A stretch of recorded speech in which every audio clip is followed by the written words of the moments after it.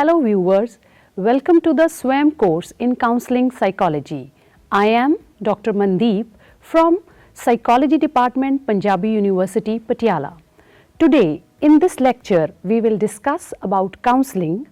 This lecture on counseling has been divided into 4 parts: concept, principles, goals and areas of counseling. First, I will start with the concept of counseling. Counseling has existed in societies for a long time. It is a process by means of which the helper expresses care and concern towards the person with the problem and facilitates that person's personal growth and brings change through self-knowledge. It provides an opportunity to work towards living more satisfactorily and resourcefully and to make the person capable to make changes in their behavior. Counseling occurs in an interactive relationship and is often performed face to face in confidential sessions between the counselor and client to bring a better understanding of him and others. This understanding enables the person to become an effective member of society. This relationship is usually person to person, although sometimes it may involve more than 2 people or groups. The overall aim is to help individuals become self-sufficient, self-dependent, self-directed and to adjust themselves efficiently to the demands of a better and meaningful life. The counselor's services are preventive, developmental and therapeutic in nature. Counseling as a profession is relatively new. It grew out of the guidance movement in opposition to traditional psychotherapy. In order to understand what counseling is, it is important to understand how counseling is similar to and different from guidance and psychotherapy. Guidance is a process of helping an individual to gain self-understanding and self-direction so that he can adjust maximally to home, school or community environment.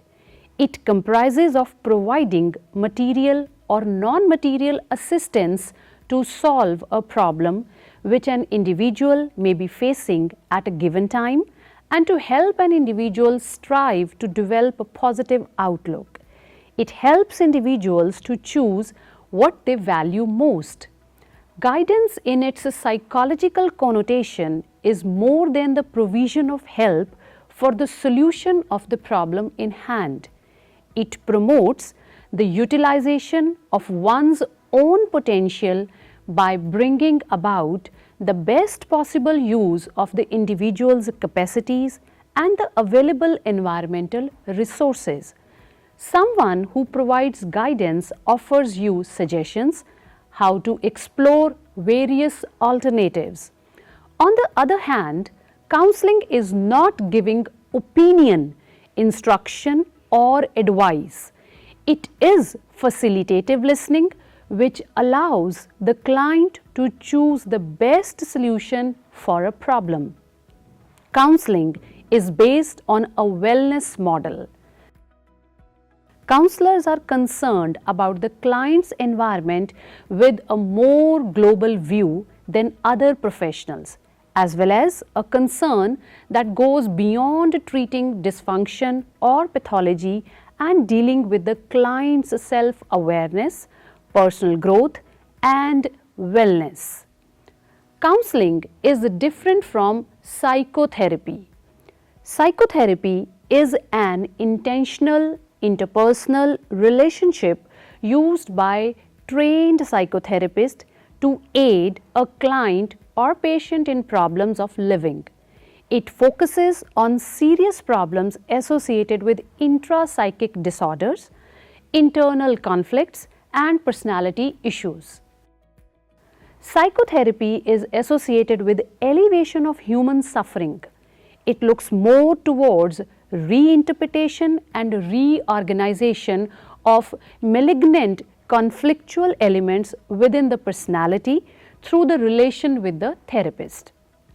It emphasizes on 4 issues: the past more than the present, insight more than change, the detachment of the therapist, and the therapist's role as an expert. Psychotherapy is concerned with the reconstruction of the individual at both conscious and unconscious levels and is provided in both outpatient and inpatient settings, whereas counseling deals with minor problems of daily living.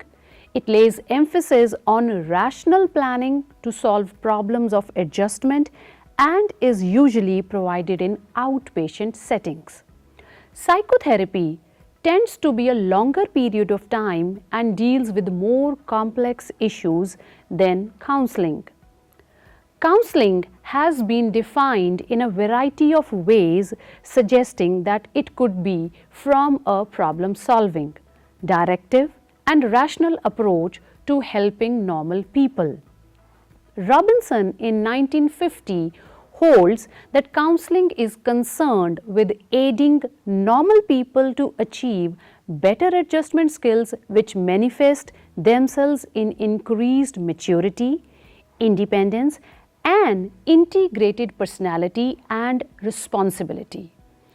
Rogers in 1952 describes counseling as the process by which the structure of the self is relaxed in the safety of the client's relationship with the therapist and previously defined experiences are perceived and then integrated into an altered self.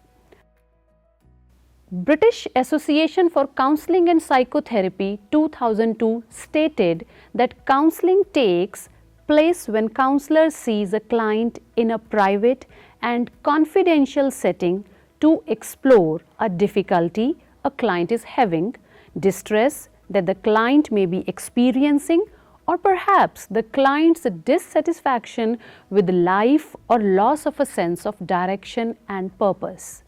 There are certain characteristics of counseling. It is a process.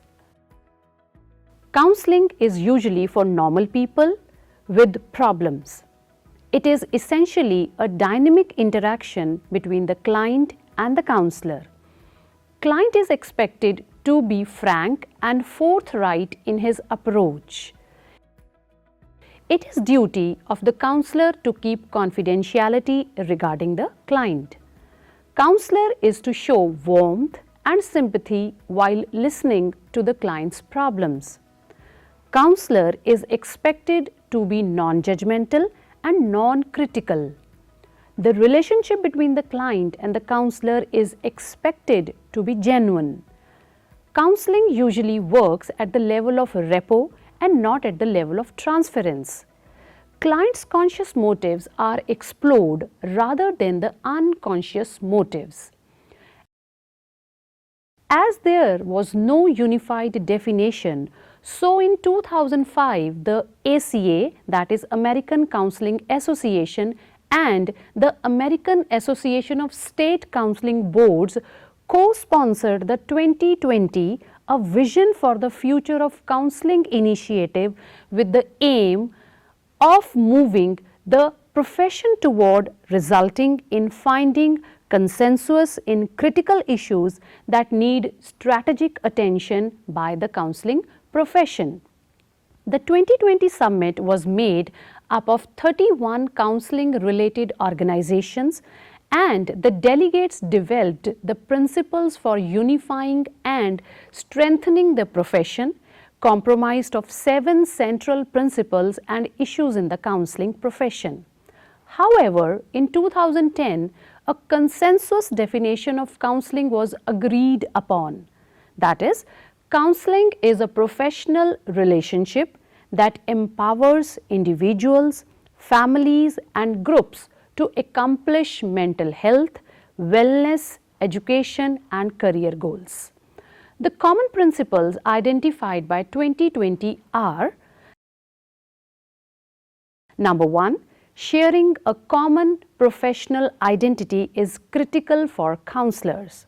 Number 2, presenting ourselves as a unified profession has multiple benefits.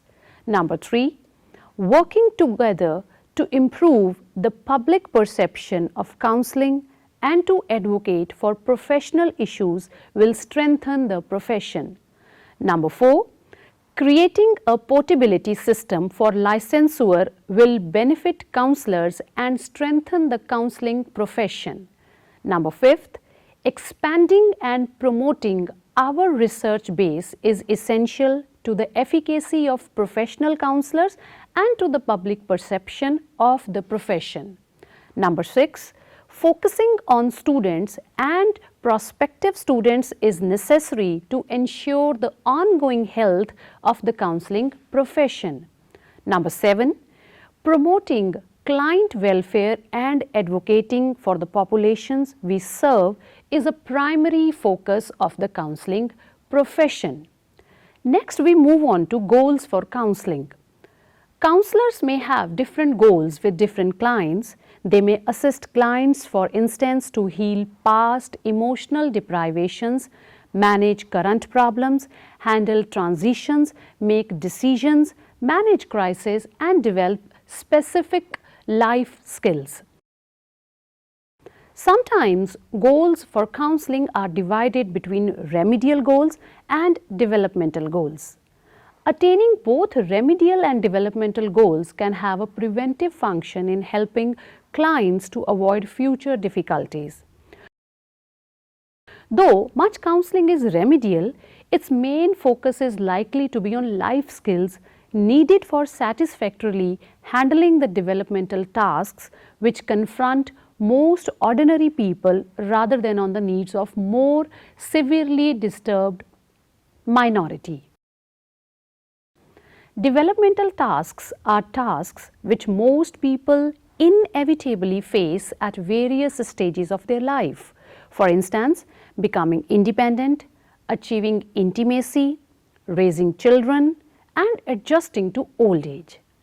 Developmental tasks often involve both managing negative qualities and fostering positive qualities, namely, to establish or restore healthy relationships such as with friends and family, to restore control, meaning and direction to life, to restore and energize the natural, normal growth processes that is inherent in human life, to maximize and channel one's energies into healthy behaviors, thought processes and feelings, and to take responsibility for choices and outcomes. To learn how to organize and structure one's personal characteristics for success and efficiency. To gain the ability to respond in health ways to one's own needs as well as to the needs of others, and to balance self-differentiation in our human bonds with others. The last part of today's topic is areas or fields of counselling. A professional counsellor works in diverse settings with diverse clientele, including colleges, hospitals, clinics, private practices, and schools. Regardless of the specialization within counselling, all professional counsellors are concerned with working not only to treat but also to prevent psychological problems and to promote healthy human development through all stages of life. Professional counsellors often work with the clients to overcome developmental and unexpected life changes, come to terms with their environment, adjust to foreign situations, and find ways to improve the quality of clients' lives. Counselling is majorly divided into 6 categories: mental health counselling, marriage and family counselling, guidance and career counselling, rehabilitation counselling, substance abuse counselling, and educational counselling. First, we will discuss mental health counselling.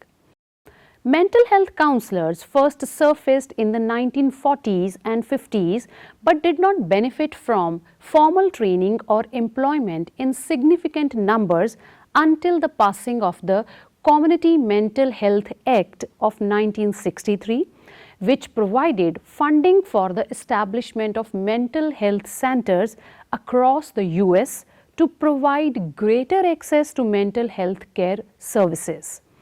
Clinical mental health counselors work with individuals, groups, and families in many different settings, including community, organizations, hospitals, drug and alcohol treatment centers, and private practices.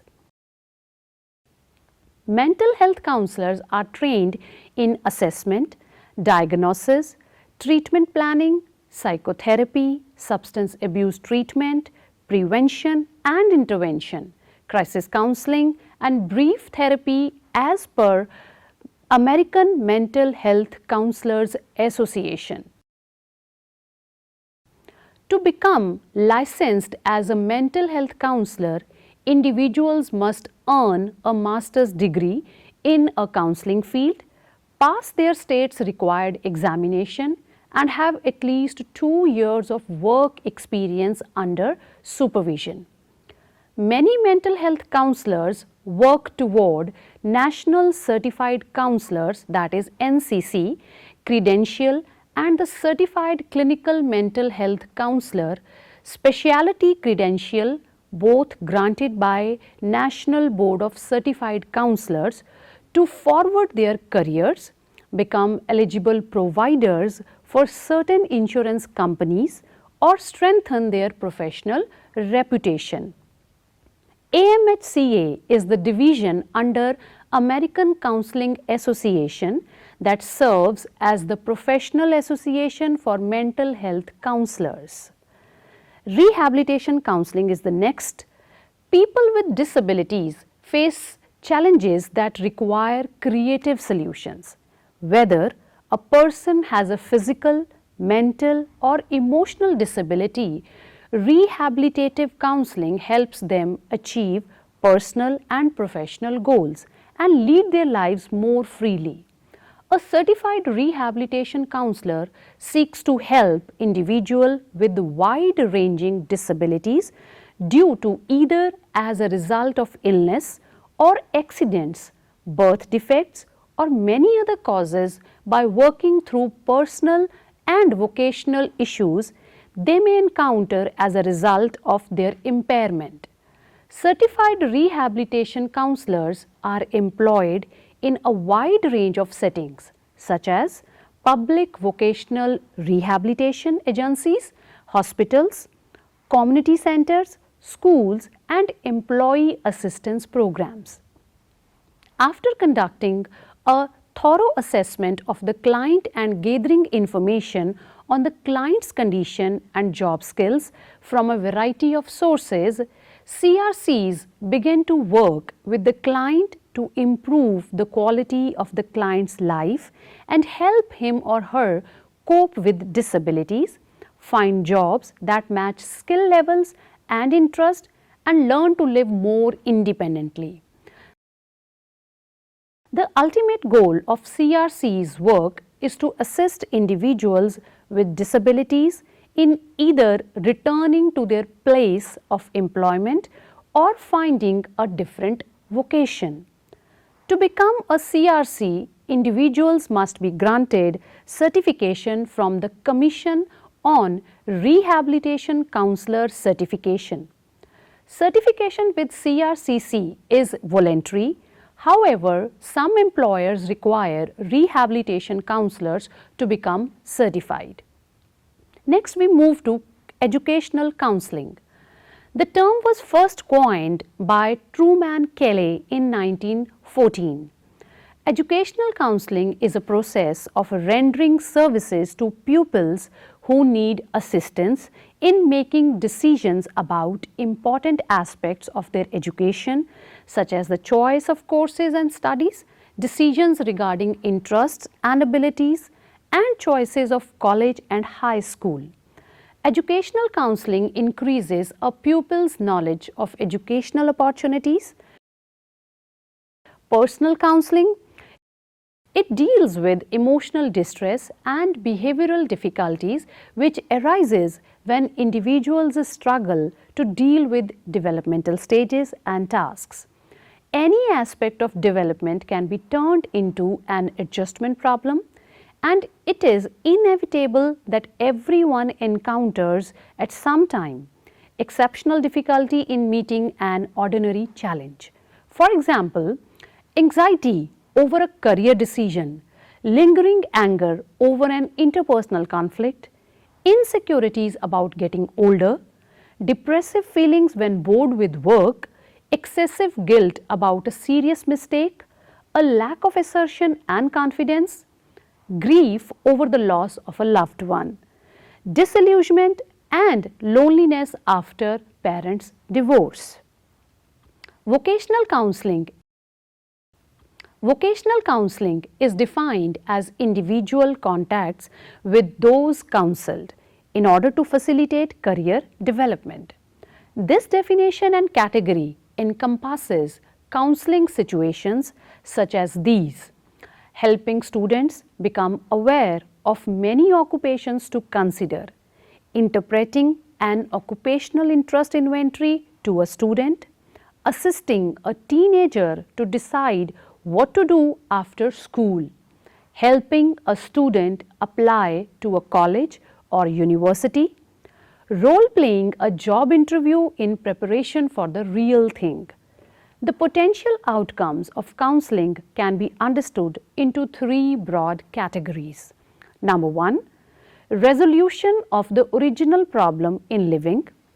Resolution can include achieving an understanding or perspective on the problem, arriving at a personal acceptance of the problem or dilemma, and taking action to change the situation in which the problem arose. Second, learning. Engagement with counseling may enable the person to acquire new understandings, skills, and strategies that make them better able to handle similar problems in future. Third, social inclusion. Counseling stimulates the energy and capacity of the person as someone who can contribute to the well-being of others and the social good. Next is marriage and family counseling. Marriage and family therapists offer guidance to couples, families and groups who are dealing with issues that affect their mental health and well-being. Many therapists approach their work holistically using a wellness model which highlights and encourages clients' strengths. Couple therapists and marriage counselors treat some of the same issues as other psychologists, such as depression and anxiety, substance abuse and PTSD. But their work focuses on issues that are specific to their target group, that is the family. They observe how people behave within the family and identify relationship problems. They then come up with the treatment plans so that each individual has his or her needs met and the family unit can work for the benefit and happiness of all. Some common issues that family counselors encounter are marital conflicts, adolescent behavior problems, domestic violence and issues related to infertility, grieving, depression and anxiety. The last is substance abuse counseling. Substance abuse counselors diagnose and assess addiction problems and treat clients in a variety of ways. Because every patient is an individual and is struggling with addiction in different ways, substance abuse counselors customize treatment plans for each client. They may meet regularly with clients as they recover or work intensely with individuals in crisis. They teach clients how to alter their attitudes and false beliefs and develop strategies to overcome denial and rationalization in the hope of achieving full recovery. Because clients are susceptible to relapse, many substance abuse counselors work with clients on an ongoing basis. In sum, counseling typically leads to resolution of a living problem in which the counselor helps the counselee to work through her problems and become a whole person again. The task of counseling is to give the clients an opportunity to explore, discover, and clarify ways to explore many aspects of their life and feelings and to reach out to a solution. The ultimate aim of counseling is to enable the client to make their own choices, reach their own decisions, and to act upon them accordingly.